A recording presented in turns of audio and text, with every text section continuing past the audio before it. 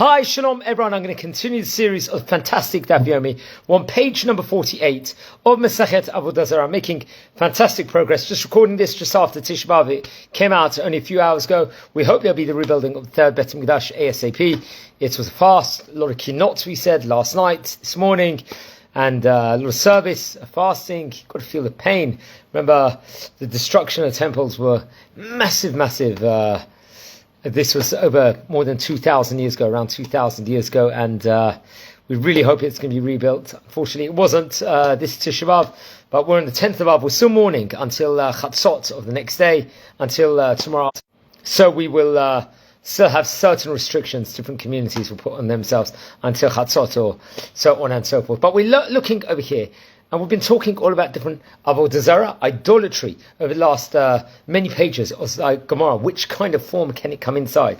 Now we're talking about trees as the representations of, God forbid, false God.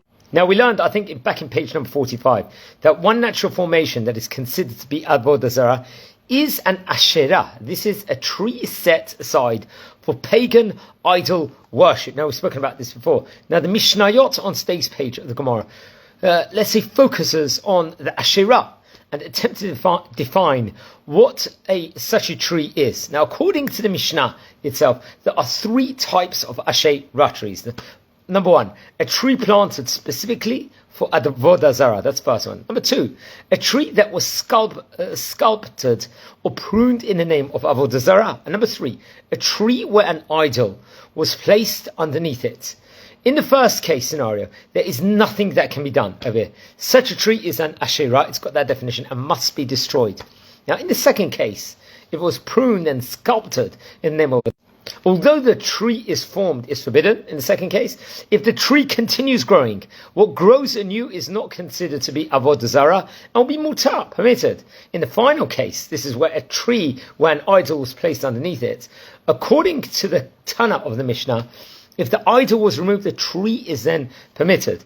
Now, in the following Mishnah, we learn that there is a difference of opinions. We know there's a difference of opinion in the third case. Rabbi Simon, you could say, believes that when an idol is placed under a tree, it has no effect on the tree. It is only if people worship the tree itself, it is forbidden as an Asherah.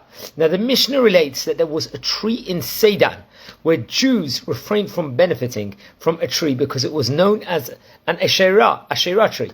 Rabbi Shimon suggests that they check a mound of dirt and rocks that was under the tree, and in fact they discovered an idol buried within it. Rabbi Shimon ruled that the tree was permitted, since the pagans had been worshipping the idol and not the tree.